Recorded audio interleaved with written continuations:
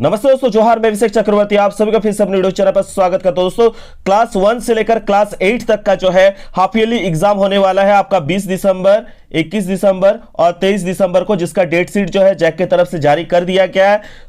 आज हम लोग बात करने वाले हैं क्लास 8 का हाफ ईयरली एग्जाम का, जो पहला 20 तारीख को जो एग्जाम होने वाला है आपका, होने वाला है हिंदी और संस्कृत विषय का। आज हम लोग वीडियो के माध्यम से हिंदी विषय का top most VVI important questions देखने वाले हैं। तो इस चैनल के साथ जो भी बच्चे जुड़े हुए हैं वो अपने हर एक दोस्त तक इस वीडियो को शेयर करें, ताकि वो भी अच्छे से तैयारी करके जाए और वो भी 60 में 60 अंक पूरा लेके आए। ये जो हाफ ईयरली एग्जाम होने वाला है वो 60 अंकों का होने वाला है। मैंने काफी अच्छे से आप लोगों को डिटेल में बताया था। और एग्जाम का जो टाइमिंग होगा दोस्तों, आपको 2 घंटे का एग्जाम लिया जाएगा, ठीक है। तो इसलिए आप लोग एक एक जो है क्वेश्चंस को अच्छे से करके जाइएगा। चैनल पर नए हैं तो चैनल को जरूर सब्सक्राइब कीजिएगा और अपने दोस्तों के साथ प्लीज इस वीडियो को शेयर कीजिए, ताकि मुझे मोटिवेशन मिले और आप लोगों के लगातार अच्छे अच्छे वीडियोस में लाता रहूं। तो चलिए दोस्तों, बिना किसी तरीके आप लोग का वीडियो को स्टार्ट करते हैं।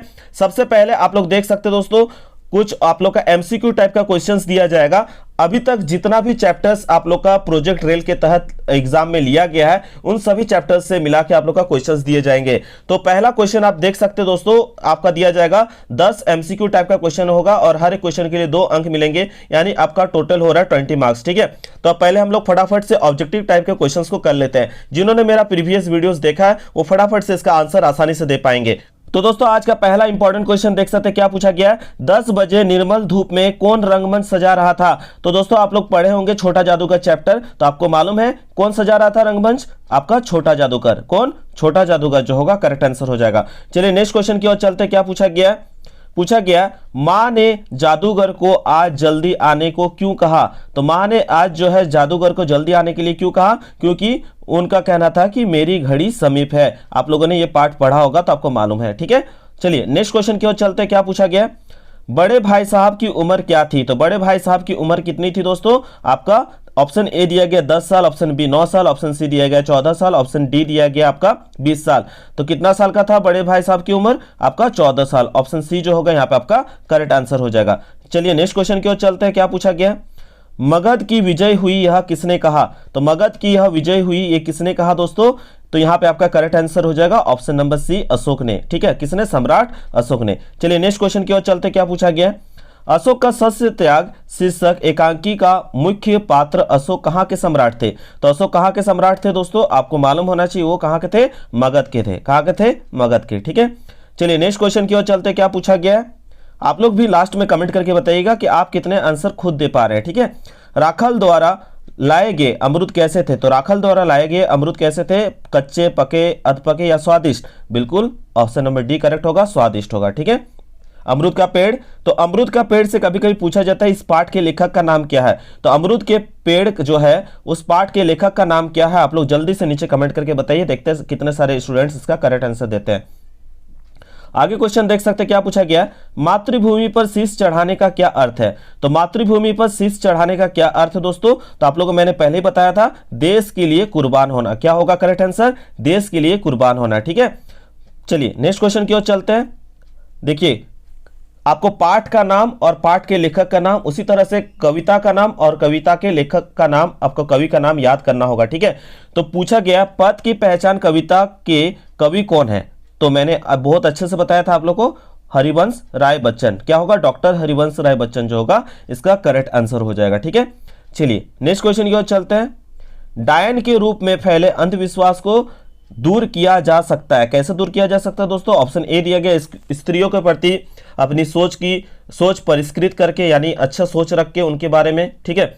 स्त्रियों के सम्मान की रक्षा करके, ये भी। उसके बाद तीसरा ऑप्शन दिया गया इस सामाजिक बुराई को दूर करने का आह्वान करके। तो यहाँ पे तीनों ही ऑप्शन करेक्ट है, इसलिए आपका ऑप्शन नंबर डी सभी विकल्प सही है, करेक्ट हो जाएगा, ठीक है। चलिए नेक्स्ट क्वेश्चन की ओर चलते हैं। क्वेश्चन नंबर 10, रामचरितमानस किस भाषा में लिखी गई है। तो रामचरितमानस जो है दोस्तों आपका करेक्ट आंसर हो जाएगा अवधी भाषा में लिखी गई। ऑप्शन नंबर बी जो होगा करेक्ट आंसर हो जाएगा, ठीक है। अब दोस्तों यहाँ पे आप लोगों का समाप्त होता है एमसीक्यू टाइप क्वेश्चंस, जो कि 10 क्वेश्चन पूछे गए थे 2 मार्क्स करके, यानी आपका 20 नंबर का यहाँ पे क्वेश्चन सॉल्व हो चुका है। अब आप लोग का पूछा जाएगा लघु उत्तरीय प्रकार के प्रश्न पूछे जाएंगे। टोटल 5 प्रश्न जो है यहाँ पे पूछे जाएंगे, वो भी 2 मार्क्स करके। तो यहाँ पे आपका हो जाएगा कितना? 10 मार्क्स अलग से, ठीक है। चलिए हम लोग फटाफट से देखते हैं। पहला क्वेश्चन पूछा गया, कुसंग का ज्वार सबसे भयानक क्यों होता है? तो कुसंग का ज्वार जो है सबसे भयानक होता है क्योंकि यह केवल नीति और स्ववृद्धि का ही नाश नहीं करता बल्कि यह बुद्धि का भी क्षय करता है। यानी अगर हमारा संगति बुरा होगा तो इससे ना केवल हमारा जो है कैरेक्टर लेस होगा बल्कि हमारा माइंड जो है, हमारा जो बुद्धि है वो भी क्या होगा, धीरे धीरे कम होता जाएगा। ठीक है, तो इसके बारे में ये आंसर लिख देना है। इसके बाद दोस्तों नेक्स्ट क्वेश्चन क्या पूछा गया देख सकते हैं। बड़े भाई साहब को क्या जन्मसिद्ध अधिकार प्राप्त था?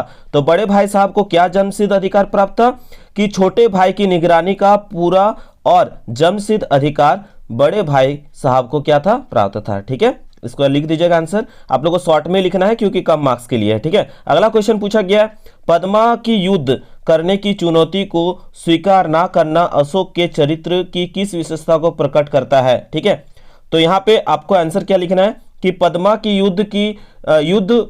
युद्ध करने की चुनौती को स्वीकार ना करना अशोक का जो है स्त्री के प्रति सम्मान भावना और उसके चरित्र की दृढ़ता को प्रकट करता है। किसका? सम्राट अशोक का। ठीक है, और इसी के बाद क्या होता है, इनका हृदय परिवर्तन भी होता है कलिंग के युद्ध में। ठीक है, नेक्स्ट क्वेश्चन क्या पूछा गया देख सकते हैं कि भारतीय संविधान सभा में झारखंड क्षेत्र से किन्हें निर्वाचित सदस्य के रूप में चुना गया? तो दोस्तों यहाँ पे जो पूछा गया इसका करेक्ट आंसर क्या होगा, आपको मैंने बताया था। एक होगा जयपाल सिंह मुंडा, जिन्होंने भारतीय हॉकी में अपना जो है बहुत मजबूत पक्ष दिया था, और उसके बाद दूसरा थे बाबू राम नारायण सिंह। ठीक है, तो ये आप लोग करेक्ट आंसर लिख दीजिएगा। चलिए नेक्स्ट क्वेश्चन की ओर चलते हैं। पाठ के अनुसार राजधर्म क्या है? तो अपने राज्य के प्रजा परिजन एवं परिवार के सुख दुख का ध्यान रखकर न्यायपूर्वक जो है शासन करना ही क्या कहलाता है, राजधर्म कहलाता है। ठीक है, अब यहाँ पे दीर्घ उत्तरीय प्रकार के प्रश्न दिए गए हैं, तो इसको भी हम लोग फटाफट से कर लेते हैं। 5 क्वेश्चन रहेंगे, 3 अंक करके, यानी 15 मार्क्स का रहेगा। ठीक है, तो चलिए पहला क्वेश्चन देख सकते हैं क्या पूछा गया है। बोला गया है कि मुझे तोड़ लेना वनमाली, उस पथ पर देना तुम फेंक, मातृभूमि पर शीश चढ़ाने जिस पथ पर जाए वीर अनेक। ठीक है, इस पंक्ति का आशय स्पष्ट करने के लिए कहा गया है, तो आशय स्पष्ट करते हैं हम लोग फटाक से। तो यहाँ पे लिख सकते हैं हम लोग, प्रस्तुत पंक्तियों का आशय यह है कि पुष्प जिसे प्यार श्रृंगार और सम्मान के प्रतीक के रूप में मनुष्य द्वारा उपयोग किया जाता है, वह अपने आप को उन वीर सैनिकों राहों बिछा देना की कामना करता है, उन सैनिक और वीरों के राहों में बिछा देने की कामना करता है जो मातृभूमि की रक्षा हेतु अपना सर्वस्व बलिदान करने जा रहा है।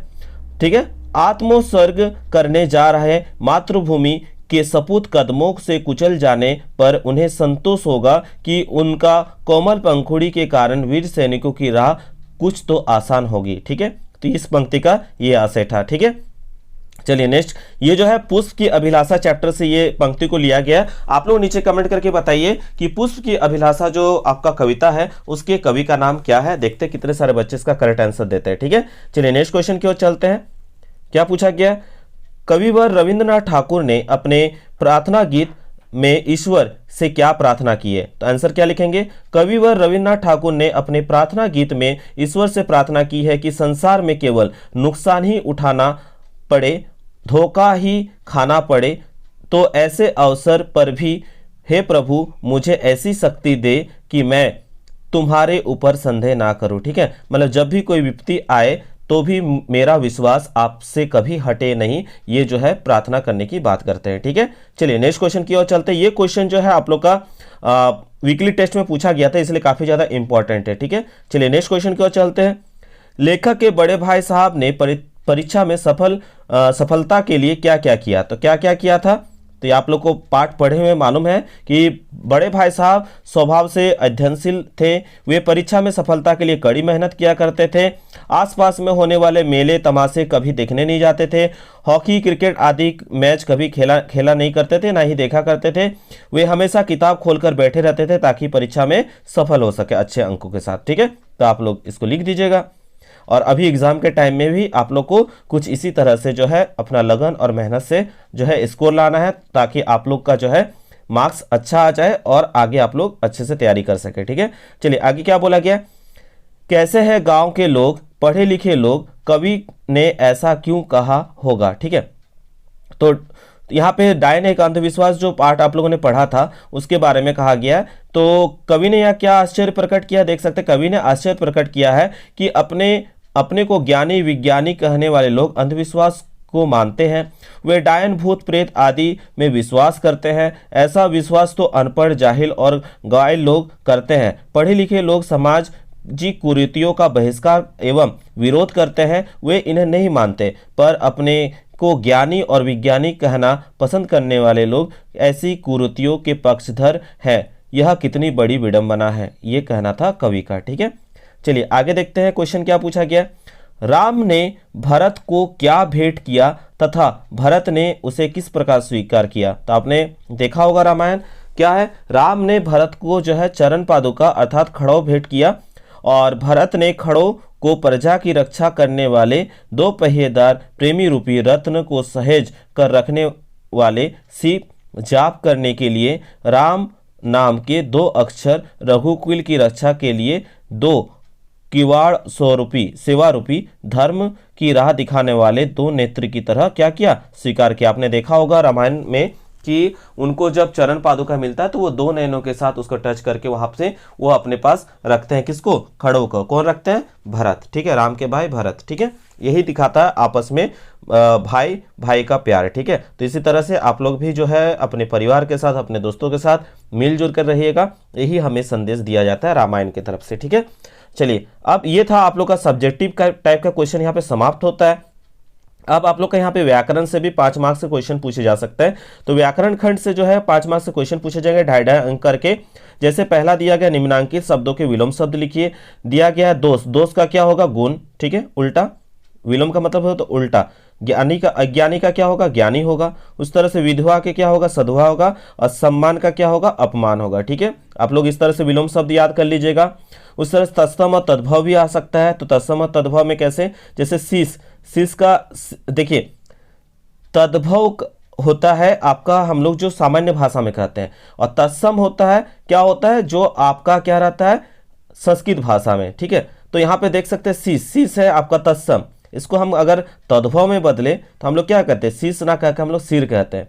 जैसे संस्कृत भाषा में माता को मातृ कहते हैं, तो उसी तरह से तद्भव इसका क्या हो जाएगा, माता हो जाएगा। हम लोग लोकल लैंग्वेज में तद्भव रूप में क्या कहते हैं, फूल कहते हैं। आज संस्कृत में कहते हैं पुष्प। ठीक है, तो तत्सम दिया आपको बदलना है तद्भव में, तो पुष्प का क्या हो जाएगा, फूल हो जाएगा। उस तरह से आपका तत्सम दिया गया भाग्य, तो भाग्य का हो जाएगा भोग। ठीक है, तो इसी तरह से आपको 2.5 अंक का 2 पूछा जा सकता है, या फिर आपका कुल 5 अंक का भी जो है पूछा जा सकता है क्या, व्याकरण खंड से। ठीक है, तो इसमें आप लोग मुहावरा कर लीजिएगा, पर्यायवाची शब्द कर लीजिएगा, ये सब चीज आप लोग अच्छे से करके जाइएगा। व्याकरण से भी क्वेश्चन रहेंगे। ठीक है, तो इस पैटर्न से आप लोग का टोटल जो हो गया आपका 60 अंक का मैंने क्वेश्चंस बता दिया। इसी तरह से आप लोग का संस्कृत का भी वीडियो अगर चाहते होंगे तो वो भी अपलोड कर दिया जाएगा। और आप लोग किस किस सब्जेक्ट का वीडियो चाहते हैं नीचे कमेंट करके बताइएगा। अभी तक आपने इंस्टाग्राम में हमें फॉलो नहीं किया तो वहां पे फॉलो कर लीजिएगा। जो भी क्वेश्चन होगा आप लोग वहां से जाके एकदम बिंदास पूछ सकते हैं। ठीक है, तो आशा करते हैं दोस्तों आज के ये वीडियो आप लोगों को पसंद आया। अगर पसंद आया तो बिल्कुल लाइक शेयर कमेंट करना ना भूलें। मिलते हैं दोस्तों एक नए वीडियो में, तब तक के लिए धन्यवाद। जय हिंद, वंदे मातरम।